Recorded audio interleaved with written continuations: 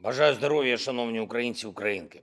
Сьогодні черговий Рамштайн. I wish you health, fellow Ukrainians. Today, another Ramstein took place, a meeting of countries that support our defense, our protection against Russian terror. This was a productive meeting, and there are results. Ukraine's defense minister Umerov took part in it. I am waiting for his detailed report. I can say a few things now. There will be new defense packages, including scarce artillery. New states are joining the Czech initiative to purchase ammunition. Thank you all. Of course, the priority for air defense, electronic warfare and drones remains unchanged. I am grateful to all the countries that are genuinely working to give appropriate substance to this priority of ours. Ukrainian drones are already yielding solid results, and we need to significantly boost the international component of cooperation. The Frontline must feel our strengthening in terms of drones. I am grateful to all the Ramstein participants and the United States, to Secretary Austin for leadership. I would also like to recognize Germany today for the announced defense package of €500 million. It includes artillery and armored vehicles. We greatly appreciate the German contribution to the protection of Ukrainian lives and our independence.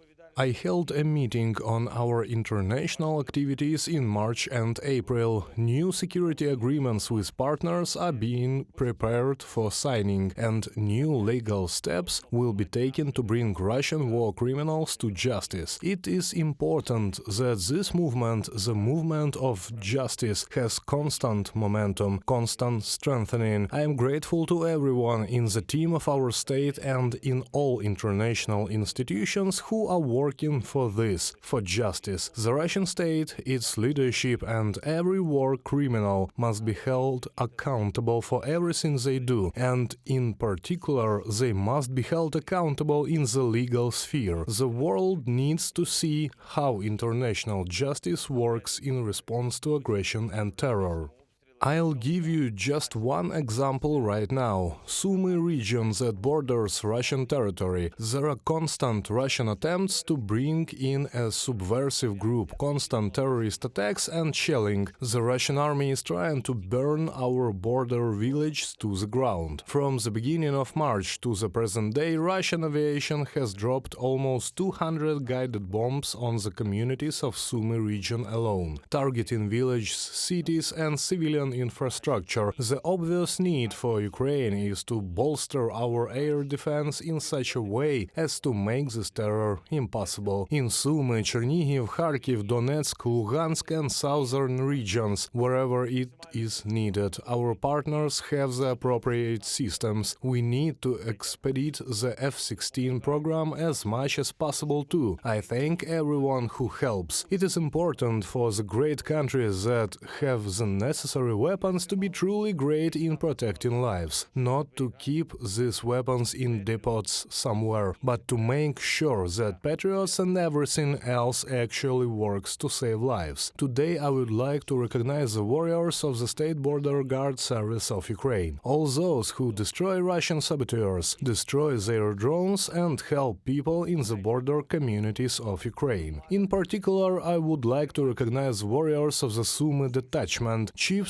Sergeant Anton Sharamet, who, together with his brothers in arms, recently repelled an attack by a Russian subversive group. Thank you for your bravery. Senior Sergeant Yuri Vasilyev and Captain Ruslan Kravchenko, thank you guys for helping the locals during the shelling from the territory of Russia. Also the Chernihiv Border Guard Detachment, Sergeant Volodymyr Ignatenko and Senior Sergeant Yuri Pavlenko. The guys are countering Russian drones and protecting our people from the occupiers' attacks. Also the Kharkiv Border Guard Detachment, Senior Soldier Vladislav Baydukov and Chief Sergeant Vladislav Gurenko. Thank you guys for your efficiency. I would also like to mention the border guards of the Steel Frontier Offensive Guard Brigade, who together with other units of the defense forces are fighting at the front and protecting our state border.